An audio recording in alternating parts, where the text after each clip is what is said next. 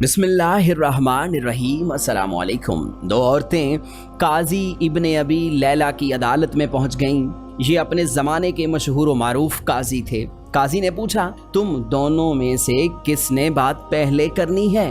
उनमें से बड़ी उम्र वाली खातून ने दूसरी से कहा कि तुम अपनी बात काजी साहब के आगे रखो। वो कहने लगी, काजी साहब, ये मेरी फूफी है, मैं इसे अम्मी कहती हूँ। चूँकि मेरे वालिद के इंतकाल के बाद इसी ने मेरी परवरिश की है, यहाँ तक कि मैं जवान हो गई। काजी ने पूछा, इसके बाद? वो कहने लगी, फिर मेरे चचा के बेटे ने मंगनी का पैगाम भेजा। इन्होंने उनसे मेरी शादी कर दी। मेरी शादी को कई साल गुजर गए, अज़दवाजी ज़िंदगी खूब गुजर रही थी। एक दिन मेरी ये फूफी मेरे घर आई और मेरे शौहर को अपनी बेटी से दूसरी शादी की ऑफ़र कर ली। साथ ये शर्त रख ली कि पहली बीवी यानी मेरा मामला फूफी के हाथ में सौंप दे।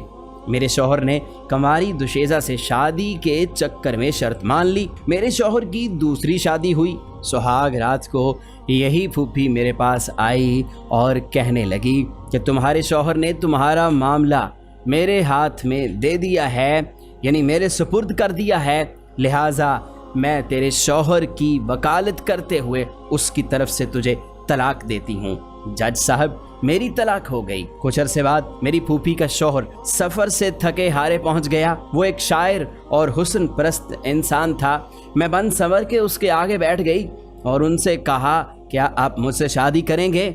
उसकी खुशी का ठिकाना ना रहा। उसने फौरी तौर पर हाँ कर दी। मैंने उनके सामने शर्त रख ली कि आपकी पहली बीवी यानी मेरी यही फूफो, इसका मामला आप मेरे हाथ में सौंप दे। उसने ऐसा ही किया। मैंने फूफी के शौहर से शादी कर ली और उसके शौहर की वकालत करते हुए उसे तलाक दे डाली।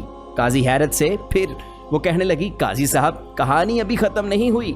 कुछ अरसे बाद मेरे उस शायर शौहर का इंतकाल हुआ। मेरी ये फूफी वरासत का मुतालिबा करते हुए पहुंच गई। मैंने इनसे कहा कि मेरे शौहर ने तुम्हें अपनी ज़िंदगी में तलाक दी थी, अब वरासत में तुम्हारा कोई हिस्सा नहीं है। झगड़ा तूल पकड़ा। इस दौरान मेरी इद्दत भी गुजर गई।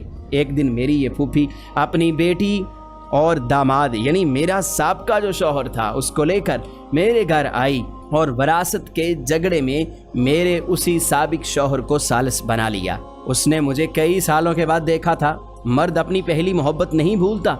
चुनाचे मुझसे यूं मिलकर उसकी पहली मोहब्बत ने अंगड़ाई ली। मैंने उनसे कहा कि क्या फिर मुझसे शादी करोगे? उसने हाँ कर ली। मैंने उनके सामने ये शर्त रखी कि अपनी पहली बीवी यानी जो मेरी फूफी की बेटी है उसका मामला मेरे हाथ में दे दो। उसने ऐसा ही किया।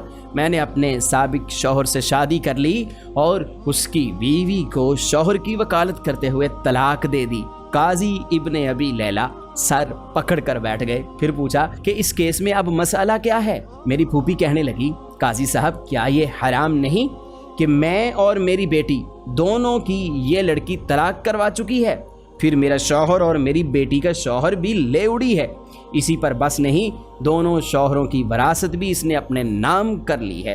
काजी इब्ने अबी लैला कहने लगे, मुझे तो इस केस में हराम कहीं नज़र नहीं आया। तलाक भी जायज़ है, वकालत भी जायज़ है। तलाक के बाद बीवी साबका शौहर के पास दोबारा जा सकती है, बशर्ते के दरमियान में किसी और से उसकी शादी होकर तलाक हो या फिर उसका शौहर फौत हो जाए। तुम्हारी कहानी में भी ऐसा ही हुआ है। इसके बाद काजी ने खलीफा मंसूर को ये वाक़या सुनाया। खलीफा हंस हंस कर लोटपोट हो गए और कहा कि जो कोई अपने भाई के लिए गड्ढा खोदेगा खुद उस घड़े में गिरेगा। ये बुढ़िया तो घड़े की बजाय गहरे समंदर में गिर गई।